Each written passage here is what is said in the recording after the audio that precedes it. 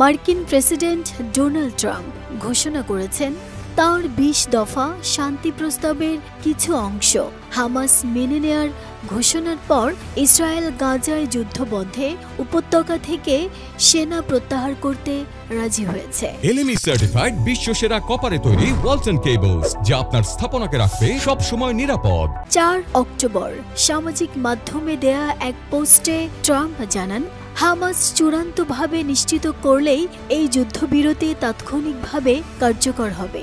White house যে মানচিত্র প্রকাশ করেছিল, যেখানে ইসরায়েলি সেনাদের প্রত্যাহারের বিভিন্ন সীমারেখা দেখানো হয়, ইসরায়েল সেই সীমারেখার মধ্যেই প্রাথমিক সেনা প্রত্যাহারে সম্মত হয়েছে।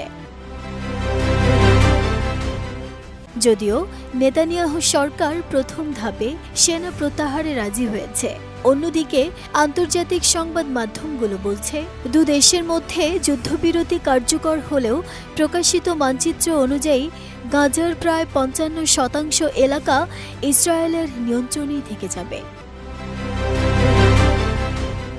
যদিও ট্রাম্পের নির্দেশনা ও হুঁশিয়ারি সত্ত্বেও গাজায় ইসরায়েলি হামলা এখনও অব্যাহত রয়েছে।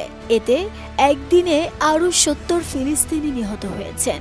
নেতানিয়াহু বাহিনী উপত্যকাটির বেসামরিক এলাকা ও শরণার্থী শিবিরগুলোতে একদিনেই ৯৩টি বিমান হামলা চালিয়েছে।